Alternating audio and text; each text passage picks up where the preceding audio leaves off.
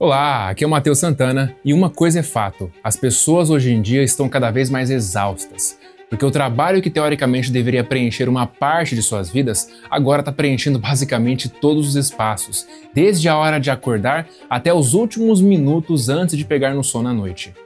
A facilidade com que podemos nos engajar no trabalho hoje em dia, usando a tecnologia, faz com que seja muito tentador verificar um e-mail na cama assim que acordamos, responder mensagens enquanto almoçamos e por aí vai. O problema é que nós vivemos numa cultura que coloca a pessoa com status de ocupado em um pedestal, mesmo que o resultado que ela esteja produzindo seja irrelevante. E essa valorização exacerbada da movimentação constante em vez do progresso faz com que as pessoas se sintam cada vez mais pressionadas a manter esse status, mesmo que num nível inconsciente. E é claro, nesse ritmo, é só uma questão de tempo para que elas comecem a se sentir ansiosas, estressadas e totalmente exaustas. Hoje em dia, uma boa parte das pessoas são trabalhadores do conhecimento, ou seja, elas trabalham em funções que envolvem fazer análise, ter criatividade, resolver problemas e basicamente usar mais a cabeça do que os braços para produzirem resultados. Esse setor do conhecimento surgiu no meio do século XX e adivinha só, quando ele surgiu, a nossa noção de produtividade ainda era totalmente enviesada pelo que aprendemos na linha de montagem das fábricas. O problema é que numa fábrica nós conseguíamos medir com muita precisão os resultados da força de trabalho. Quer dizer, era de certa forma simples predizer quantos carros seriam produzidos por dia, porque era só saber quanto tempo os funcionários levavam para produzir um carro, por exemplo, e multiplicar isso pela quantidade de horas que a fábrica funcionava por dia. Portanto, o resultado final era completamente afetado pela quantidade de horas trabalhadas. Mas quando esse padrão de pensamento foi levado para um trabalho intelectual, essas métricas pararam de ser confiáveis. Porque nesse trabalho, as pessoas não estão produzindo apenas uma coisa. Elas estão, na verdade, engajadas em várias e várias atividades ao mesmo tempo e que muitas vezes são quase impossíveis de serem metrificadas com precisão. E aí, de forma intuitiva, nós passamos a tentar solucionar esse problema através do que o autor Cal Newport chama de pseudoprodutividade. Dessa forma, em vez de avaliarmos o resultado e o impacto real do trabalho, nós passamos a ver a ocupação visível como um esforço produtivo. Portanto, a lógica passou a ser a seguinte: se você está ocupado, então está sendo produtivo. Então o padrão de produtividade no escritório passou a ser chegar mais cedo, sair mais tarde, e enquanto estivesse ali, você deveria estar sempre fazendo alguma coisa, não interessa o quê, ou pelo menos passando a impressão de que estava fazendo alguma coisa, né? E hoje em dia, com o trabalho remoto e as ferramentas digitais, isso ficou ainda mais intenso, porque agora todo mundo pode acompanhar em tempo real o quanto você está ativo, quantas mensagens respondeu, quantos e-mails enviou, quantas ligações fez, e tudo isso cria um tipo de trabalho onde o objetivo não é realmente produzir algo valioso, mas mostrar que você está ocupado. O problema não é necessariamente trabalhar bastante, mas sim trabalhar a todo momento de forma superficial e ainda por cima não ter tempo para qualquer outra coisa importante na vida. E a solução para esse problema da pseudoprodutividade, segundo o autor, é o que ele chama de produtividade lenta, que inclusive é o nome do seu livro mais recente. Apesar do nome sugestivo, o conceito de produtividade lenta não é trabalhar devagar como uma tartaruga com a justificativa de que está produzindo algo valioso, porque isso não cola e o mercado de forma geral exige velocidade, isso é fato. A ideia por trás desse conceito é trabalhar com foco profundo, o que naturalmente traz mais velocidade, em coisas que são realmente importantes. Se trata de basicamente direcionar melhor seu estoque de foco e energia, que é limitado, de uma maneira eficiente, de modo que você não passe o dia todo se esforçando muito, mas sem produzir nada de valor. Porque o problema não está em não fazermos o suficiente, mas em estarmos fazendo muito das coisas erradas, ou talvez não erradas, mas coisas que não movem o ponteiro do resultado final daquilo que a gente quer. Então precisamos parar de focar no quanto estamos trabalhando e passarmos a focar em como a forma como estamos trabalhando está afetando o resultado final. Bom, segundo Cal Newport, o conceito de produtividade lenta é sustentado por 3 pilares, e o primeiro deles é fazer menos coisas ao mesmo tempo. Isso é importante porque o nosso cérebro é incapaz de dar total atenção a várias coisas ao mesmo tempo. E quando você acha que está fazendo multitarefa, está na verdade apenas pulando de uma tarefa para outra. E assim, um computador consegue fazer isso até certo ponto, porque você pode ficar trocando de janela várias e várias vezes e ele não vai perder performance por isso. Já o cérebro humano vai. Então, por exemplo, quando você deixa a tarefa 1 pela metade e pula para a tarefa 2, você vai para a tarefa 2 com um resíduo da tarefa 1 ocupando espaço cognitivo na sua mente. É o que os pesquisadores chamam de resíduo de atenção. Então, se você estava ali focado em resolver um problema complexo e de repente você interrompe esse estado de concentração profunda para responder um e-mail ou fazer uma ligação, uma parte do seu foco ainda vai estar lá naquele problema que você não resolveu, o que inevitavelmente fará com que você tenha mais dificuldade em se concentrar na nova tarefa. E quando você percebe isso, o que acontece? Você fica mais feliz e energizado? Não, você vai ficar mais estressado e cada vez mais esgotado mentalmente. Então esse tipo de comportamento não só deixa o trabalho mais lento e menos eficiente, como também cria uma experiência frustrante. Porque quando ficamos trocando de tarefa toda hora, o dia de trabalho tende a ser mais exaustivo.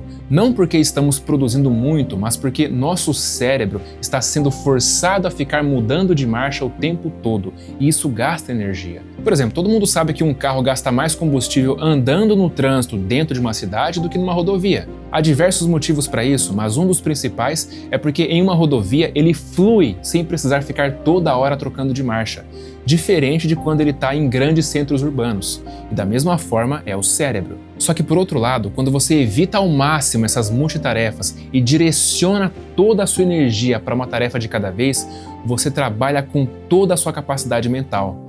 E como resultado, seu trabalho começa a fluir com mais facilidade e passa a ter muito mais qualidade.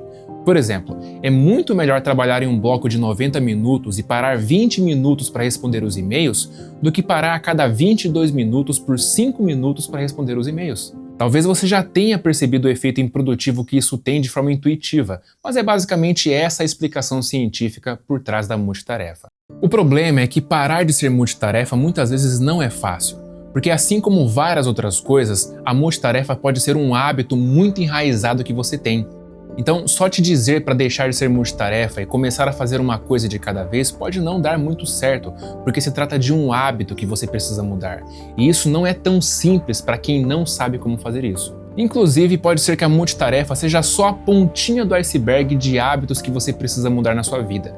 E muito provavelmente você não sabe como fazer isso, senão já teria feito há muito tempo. Então, eu quero te convidar a conhecer o Hábitos 360, que é o meu treinamento completo de mudança de hábitos, onde eu literalmente destrinchei tudo o que é necessário para construir ou eliminar qualquer hábito da forma mais fácil e rápida possível, por mais difícil que ele seja. E o melhor, você poderá começar a ver mudanças significativas na sua vida dentro de apenas 18 dias. Então, se mudar seus hábitos é algo que você já está lutando há muito tempo sem sucesso, você não precisa continuar fazendo isso sozinho. Clica no primeiro link da descrição ou do comentário fixado abaixo e deixa eu te ajudar a fazer isso com uma metodologia que tem literalmente transformado a minha vida nos últimos anos. Bom, o segundo pilar da produtividade lenta é trabalhar em um ritmo natural. Por mais que você tente, você nunca vai conseguir trabalhar na sua máxima capacidade todos os dias, semanas, meses e anos, sem sentir os efeitos inevitáveis do desgaste, porque isso vai contra a nossa natureza. Veja, durante milhares de anos, o trabalho humano respeitou os períodos naturais de alto esforço, baixo esforço e descanso. Por exemplo, nossos ancestrais caçadores-coletores viviam conforme as estações. Então tinham os períodos intensos de migração e caça, que era quando eles precisavam se esforçar bastante para garantir o alimento, e depois momentos mais tranquilos, onde eles podiam descansar e se preparar para o próximo período de esforço. E quando a agricultura surgiu, esses ciclos ficaram ainda mais claros. Então passou a ter a época de preparar a terra e plantar, depois a época da colheita, que era super puxado, mas também vinham os momentos mais calmos, como o inverno, que era o momento de descansar, cuidar das ferramentas e se preparar para o que vinha pela frente. Então, durante o ano, o trabalho não seguia um ritmo igual, porque às vezes era mais intenso, outras vezes era mais leve, e isso criava uma conciliação saudável entre esforço e descanso que tornava o trabalho muito mais sustentável. Só que com o passar do tempo, especialmente no mundo moderno, essa lógica foi ficando de lado. Hoje, a expectativa é de que o trabalho seja constante, intenso e ininterrupto. como se dar uma pausa fosse sinônimo de ser preguiçoso. O problema é que ignorar esses ciclos naturais tem consequências sérias. Quando nos forçamos a operar no limite por muito tempo, os sinais de desgastes inevitavelmente começam a aparecer na forma de estresse, ansiedade e esgotamento. Muita gente acredita que só fazer pequenas pausas durante o dia e ter uma boa noite de sono são suficientes para sustentar esse ritmo por anos. Mas esses descansos que fazemos durante o dia, como tirar uma soneca, relaxar, dormir bem à noite ou fazer pausas, são descansos no nível micro que só resolvem uma parte do problema. E isso fica muito claro quando olhamos para o mundo dos atletas de alto desempenho. Esses atletas não atingem alto desempenho só dormindo bem ou fazendo pausas rápidas entre os treinos. Claro, esses descansos menores são fundamentais para evitar lesões no curto prazo e manter o desempenho ao longo do dia, mas eles não são suficientes para que o desempenho e a recuperação se mantenham em alto nível a longo prazo. Então, por essa razão, o planejamento desses atletas também inclui descansos no nível macro, que são períodos mais longos, onde eles possam se recuperar profundamente, como semanas de treino bem mais leves ou até alguns dias de pausa completa entre as competições, o que também é conhecido como periodização de treinamento. Esses momentos mais longos permitem que o corpo se recupere em um nível mais profundo, reparando músculos, tecidos e até o sistema nervoso. Sem isso, o desgaste inevitavelmente se acumula e o resultado costuma ser lesões, fadiga crônica e etc. Bom, e no trabalho, seja ele braçal ou intelectual, a necessidade de descansos em níveis micros e macros é a mesma. Então, além das pausas ao longo do dia e de uma boa noite de sono, nós precisamos de períodos mais longos de férias, mas férias de verdade, e não aquelas férias que você fica o tempo todo no celular checando os e-mails e respondendo mensagens. Porque isso é fundamental para recarregar as energias, manter a saúde mental e até melhorar a produtividade quando estivermos trabalhando. É claro que há certos períodos onde tirar férias é inviável, principalmente para quem abriu um negócio há pouco tempo ou está numa fase muito complicada da vida. Mas isso não exclui o fato de que quanto mais postergarmos esse tipo de descanso, maiores serão as chances de sermos pegos pelo estresse, cansaço crônico, baixa produtividade, ansiedade e até burnout. O terceiro e último pilar da produtividade lenta é ter uma obsessão pela qualidade, o que basicamente significa identificar quais são as tarefas que realmente mexem o ponteiro do resultado no seu trabalho e se dedicar em fazê-las de uma maneira melhor em todos os aspectos possíveis. Uma dica interessante que o Cal Newport dá nesse aspecto é, por exemplo, investir em ferramentas de alta qualidade.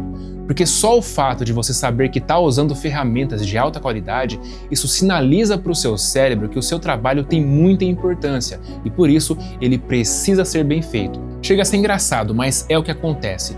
Quanto maior for a qualidade das ferramentas que você usa para realizar qualquer tarefa, maior será o seu cuidado com ela. Por exemplo, a maneira como você come uma marmita barata é diferente da maneira como você come a comida que vem num prato chique de um restaurante fino. A maneira como você anota algo num pedaço de papel amassado que você tirou do bolso é diferente da maneira como você anota algo numa folha de papel personalizado de um caderno novo e caro. Então, com o trabalho não é diferente, e investir em ferramentas de alta qualidade é uma das melhores formas de aumentar a qualidade do trabalho, tanto direto quanto indiretamente. Por exemplo, um fotógrafo que investe numa super câmera tem um aumento de qualidade direto pelo fato da câmera em si oferecer mais qualidade, mas ele também tem um aumento de qualidade indireto pelo fato de querer fazer um trabalho melhor e acabar se dedicando mais por causa disso. Portanto, quando você aplica esses 3 princípios no seu trabalho, tudo aquilo que é supérfluo deixa de ser atrativo e começa a se tornar um obstáculo que impede você de focar nas coisas que realmente importam. E como consequência, a qualidade do que você produz vai melhorar, a quantidade de coisas valiosas que você produz vai aumentar, sua satisfação com a vida vai crescer e o melhor, você terá criado um sistema que poderá ser sustentado ao longo de toda a sua vida.